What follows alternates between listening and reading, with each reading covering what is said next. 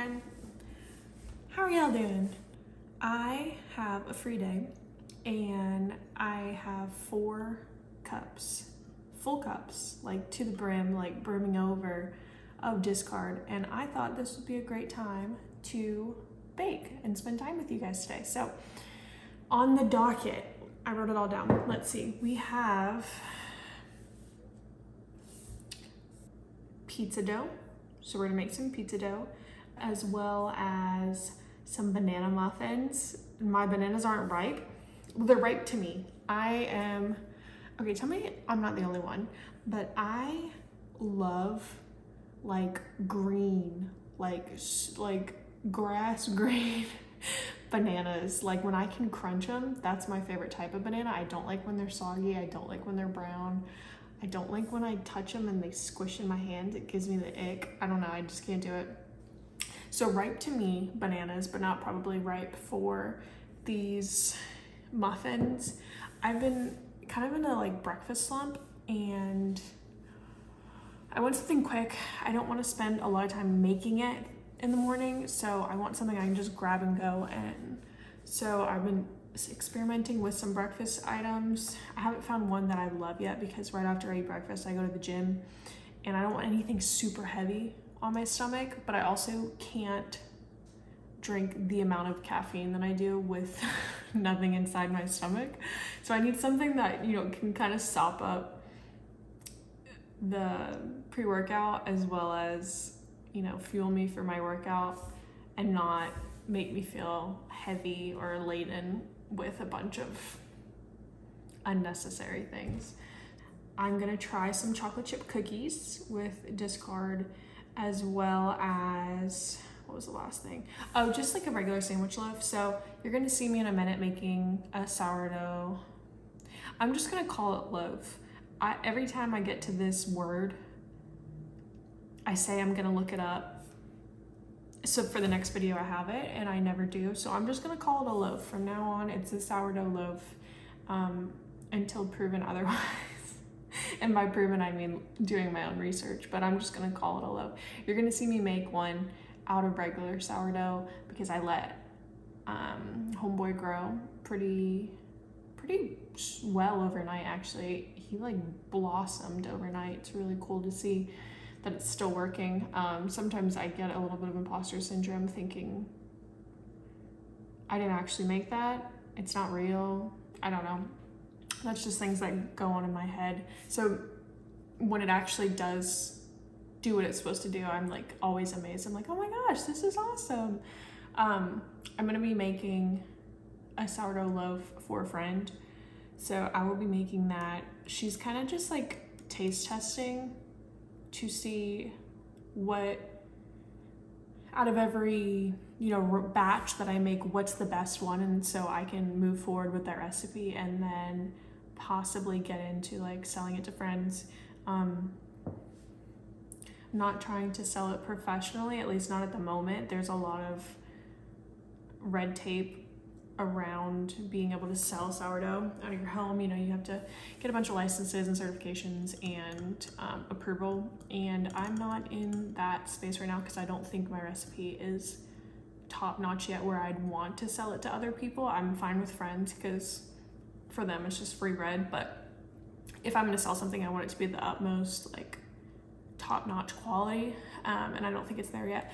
So I'm going to be making that for her, long story short, and then I will be making a sandwich loaf just for me. I have found that like I love the sourdough loaf, but I almost just miss like when I used to get the gluten-free bread and it was like this itty bitty and there was no holes. It was all very tight closed crumb and it wouldn't fall apart in my hand.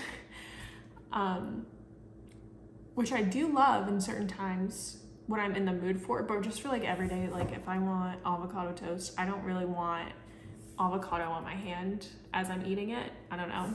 So I'm just gonna make some regular sandwich loaf bread, and that is it. So we have sandwich loaf bread to recap, because that was long. We're doing regular bread, like sandwich bread. We're gonna do chocolate chip cookies, banana muffins, so excited for those, pizza dough, And I think that's all. Oh, and a sourdough loaf. You're gonna see me in and out of making. But other than that, let's get started. Oh, I meant to show you. Look at what happened overnight. Is this insane? Like, this is how I knew it was probably time to get a move on, because that looks mental. And this is like the third or fourth time that I cleaned him up. This is what he looked like. So he's ready to go. I'm ready to go. So let's get right into it. Okay, everyone. So we are moving straight into the first thing that we are baking, which I mentioned was going to be that sourdough loaf. As you can see, I have a very bubbly, very elastic, so it takes a little while for it to come out of the out of the cup, but it looks so good. And now I'm just gonna set that up so then I can start working on stretch and folds as I'm baking. I tried to prioritize this day as much as possible, as I knew I was going to bake, in my mind, 8 things, but knowing now I could only bake the 4. Pro tip in my house: if you're missing a teaspoon, check in the creatine. It's in the creatine every time. This is me showing you my 4 cups of extremely full sourdough discard. It looks kind of gross. I don't know why I showed you that, to be honest. I just wanted to show you the amount of discard that we were working with here. So I have officially moved on from my sourdough loaf. We have put it aside, and then I'll intermittently do my stretch and folds as I'm making this. But the first thing we're going to be making is actually pizza dough. So I'm setting up the pizza dough using all-purpose flour and then some salt, and then you'll see that I add some yeast to it because this is not a self-rising dough. So be adding yeast to all of these recipes so the yeast can come back alive and we can bake with it. As you saw there, I was adding all the ingredients to my stand mixer. My stand mixer got a workout during this video. There was times where I had to actually wash the bowl several times just so I could use the stand mixer. So many recipes called for it, so I'm very grateful that I have it. Okay, like I said, I'm going to be bouncing back and forth through a lot of these recipes. So right now, I am setting up for my sandwich bread that I'm going to be making, and then I'm just going to bounce back and forth between the two. But setting up for that, putting in my half a cup of discard with all of the other flours that I used, and then mixing that all together so it's ready. I absolutely shouldn't be doing this, but I am out of bowls, so we're gonna reuse that bowl. I'm gonna hold the dough with my left hand, and I'm gonna grease with olive oil with my right hand, plop it back in, put some plaster rack over it, and then let it rest and grow for the next 2 to 4 hours. Right now we're in a resting period. I have 3 breads resting at the moment, and that gives me the opportunity to move to the 4th recipe.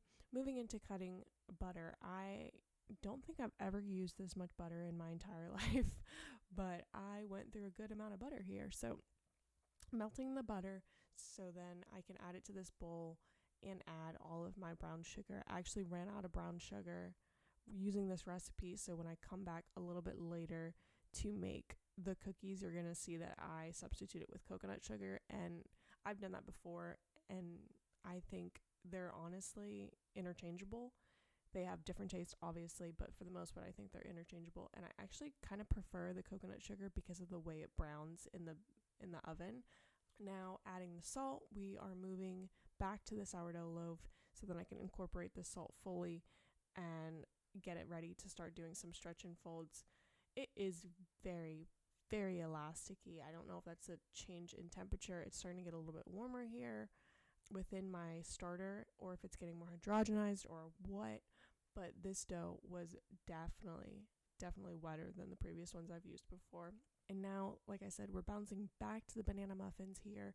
I am peeling my very ripe bananas. It doesn't show it, but it was actually kind of a struggle to get this all situated, mashed together. Like you can see, I'm using both hands because of how ripe these bananas actually were. And again, when I say ripe, I mean ripe for me. They were nearly the same color as grass outside. They were green, and so it took a little bit of extra elbow grease to get them all kind of mashed together. But I've incorporated that along with an egg and some vanilla extract, and then now I'm just adding my sourdough starter, mixing that together, and then we're finally going to get a nice colored batter after we add in the dry ingredients. So here we've got some all-purpose flour, I believe some baking soda or baking powder, and some salt. Yep, okay, here we go. Here's the baking powder, and then moving to baking soda. And then I'm going to whisk that all together and then just start slowly incorporating it within the banana muffins. And then we should have a good batter that is ready to be baked. And now, just going to grease my pan, make sure it's ready to go, and then add my batter to it. And then it is pretty much ready to go. I think I can see the oven now. It's on 350. And then here we are again, bouncing back to something else. I decided to make the cookies that night because I know my husband really likes a sweet treat after dinner. So I started on the cookies, and I knew it needed a rest time. So I could put that easily in the fridge. I wouldn't have to worry about it. It wouldn't be on my counter once I got the initial thing done. So that is what I'm doing now. Adding again some yeast. I'm so glad I bought a 3-pack of yeast when I went to the grocery store last time, because otherwise I would have been out. And that is actually what happened here. I had set up all of those recipes and I was super excited for them, and I will be making them. I just ran out of brown sugar, like I mentioned, and the next 2 recipes or 3 recipes required brown sugar, and obviously I didn't have any. So instead of doing what I normally do, which is just bake and figure it out along the way, I decided I wanted to get all of the actual ingredients for the next 4 bakes. Just trying to incorporate all of the flour that was in here, because when I was incorporating it the first time, I didn't want to knead it. I was trying my best not to knead it, but now this says knead for the next 3 to 6 minutes. So I want to make sure all of the flour, minus the one that fell on the counter, is being incorporated. And then you can see I'm just kind of pulling underneath and then kind of pushing with a bit of my fingertips. So pulling, pushing, pulling, pushing. I will say, I'm still kneading, so I figured I could talk. I will say, kneading, and especially kneading this dough in particular, it's like low-key healing my inner child. I always thought it was kind of strange when people said that, and I didn't really know what it meant. But like, being able to do this I understand now. When I was younger, me and my grandma, we used to go to this pond in my town, and we would go with white bread. It was right next to the library. We'd go with white bread, and we'd go to the library, and then right after that, we would go feed the ducks with the white bread. And I know now, ducks should not be having white bread, but it was like what everyone did in the town. So like, I don't think the ducks really cared about their, future health. They were just like in the moment. And I don't know, something about kneading this right now gives me the same smell, and it reminds me of the bread, like the smell of the bread and opening it up and going to the library and feeding those ducks. And I don't know, it was something I wanted to share because I didn't know what it meant, healing your inner child, but now I totally understand. I feel like I'm back in that place with my grandma. Grandma is no longer here, but being able to knead this dough brings me back to those memories with her, and it's almost like she is here. So, just wanted to share. You're actually joking. Can you see how big those are? Oh my gosh.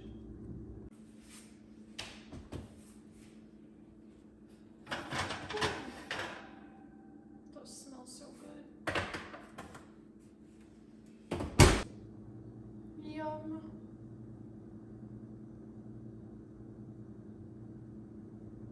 There's so, can you see that weight on these things? Oh my goodness, holy cow. All right, I'm gonna let those rest, and then I'm gonna start setting up for my sandwich loaf. I genuinely can't get over how big those muffins got in the oven. Like, you could hear in the audio that I was absolutely shocked at the sheer size of them, because that was insane. So now my resting time for my pizza dough has completely finished, and in hindsight, should I have made this when I was planning on eating pizza dough at the time? Yes, of course. But I knew at some point Brian and I would crave pizza, and it would be good to have some pizza dough on hand so that we wouldn't fall into the Domino's or Papa John's trap and order it. Instead, we could just have it while we're home. So I actually just put that straight into the freezer, or I let it sit in the Ziploc bags so they could get adjusted to that, and then I put it in the fridge so it wouldn't be such a big temperature change because it is live yeast. I did that, and then I transferred it into the freezer. Now, whenever we decide that we want to eat pizza, we have that ready, and I can just defrost it and then set it up like I normally would. Moving into the sandwich bread, I just took it out and I rolled it, or I made it into a square, and then I rolled it kind of like a burrito, which I usually do for the sourdough loaf, and then I left it as a burrito instead of making it into a ball, and then just plopped that into a buttered pan or a buttered loaf that I had already set up in the previous clip, and then let that rise for about an hour, and it doubled in size, if not tripled in size, in my microwave, and then let it sit, put a little bit of water on top, and then set that in the oven as well. And then coming back to my sourdough loaf, I am ready for it to go into the fridge, so I am taking it out on the counter, doing what I typically do, laying it flat, rolling into thirds, and then rolling that into kind of like a burrito shape as well. And then using the counter for help, I am kind of rolling it to make it a nice dough ball, and you can see it actually has really good elasticity in it, which I was surprised. All of my previous bakes on my sourdough loaf did not have that, and I would see people on their videos with that sort of pushback, and I never had that, and I was like, am I doing something wrong, or is my dough incorrect, or am I just not strong enough? But I think it all has to do mainly with the temperature that's going on right now. We've been fluctuating a lot where I live. It's super cold one day, and then it's super hot the next day, so I think that might be the case here. But I was really happy when I had that kind of pushback from my dough. And then I literally did what I typically do, which is put a plastic bag over it and shoved it right in the fridge. So at this point, I had pizza dough, a sourdough loaf, and I was getting ready to put my cookies in there. So it was a very full fridge. Now moving into my cookies, I'm adding another half cup of discard to the 3.5 cups, I believe, of all-purpose flour. As always, I'll put these recipes down below.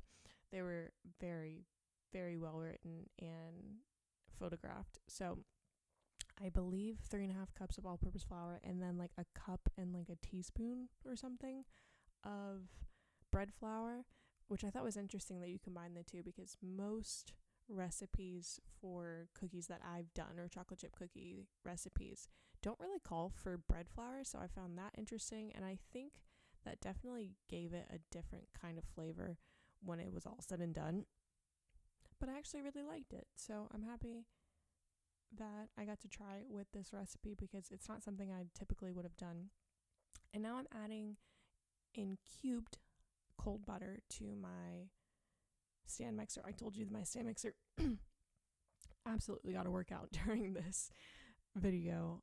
I actually might have let my butter run a little warm, so by the end of me cutting it, you can see it's kind of sticking to my fingers, but just gonna let that start mixing in my stand mixer. I think it was like 30 to 45 seconds. You let that combine, and then you stop it, and then you add the butter for 45 to 60 seconds, and then from there you add the chocolate chip cookie, or the chocolate chips, which is what I'm doing here. I have a mixture of two. I was really trying to make this as dairy free as possible. The butter that I used was actually avocado oil, so it was plant-based, and then I have my own chocolate chips that my husband doesn't eat, and he has chocolate chips that I don't eat. And I was trying to get the cup and a half, like the full cup and a half from mine, so that way I could say this is totally dairy free, but I ran out of chocolate chips, so I used a full cup of mine and then half a cup of his, which you can see is probably like 6 chips because of how massive they are. He buys like the super size. So I'm adding those to the mixture, and then just mixing those as they come out, and then I'm adding my dry ingredients, get those incorporated fully, and then taking the wet ingredients and then mixing that all together. And if you recall, that is the melted butter with the brown sugar and the egg and the sourdough discard. So it is now all coming together fully in the stand mixer. Mixing that together, I think you could let that go until it was fully incorporated. And as you can see, there's some crumbles at the bottom, so it took a little bit longer to come together, but now I'm just rolling those into balls. And I'm not the type of girly who likes regular sized chocolate chip cookies, like the little baby ones that you get in a case at the bakery. I want like the big chunkers, so I actually could only make 9, and I think the recipe called for like 12 or 14 or something like that. I just never make that because I like big cookies. But I'm pulling the bread out of the microwave at the moment as it's rested for a full hour now, and then I'm popping that into the oven, I think at 350 again, so it was all kind of around the same temperature, which was nice. And then I told you I literally sit by the oven now like the bakers in the show. I love it. I now understand completely why they do it. At first I was like, that's kind of weird, but no, now I understand, because how else are you going to see if your thing's getting baked or not, and if it's making that beautiful brown color that you want. All jokes aside, I actually do that now. It might look weird from the outside, but I actually thoroughly enjoy it. But this is what the sandwich loaf looks like cut into. I am actually in love with it. I've already had 3 slices, and I didn't expect to be so happy with the bread, but it's like that perfect close crumb that I was telling you about, and it just worked perfectly. I used it as a bun for my turkey burgers last night. I also put my tuna salad on it for lunch. It's just perfect. It doesn't crumble, and it stays nice and firm, which is exactly what I was hoping for. As promised, I am trying to learn how to score my bread differently. So here we did an X marks the spot for whatever reason. I have no idea. And then tried to make some flowers on the side. But could you see? It was like a pancake. My dough just fell flat, and I don't know, rose overnight and then fell flat once it hit the temperature. I'm not quite sure, but it grew to be a ginormous size at the end. So, but in that clip, I'm like, wow, that is actually flat as pancake. That is crazy. And then this is actually the next day. As you saw, I had a full outfit change. Everything I baked within the same day, except for the sourdough loaf, obviously, because I had to prove overnight. So I just wanted to show that because it turned out absolutely massive, and I just couldn't believe the size of it. But that is all the recipes I have for you in this video. As I mentioned, I'll do the other 4 recipes once I go to the grocery store and get some more items on my shopping list. I love you all so much. I genuinely do, and I hope I can see you again in next week's video. Bye, everyone.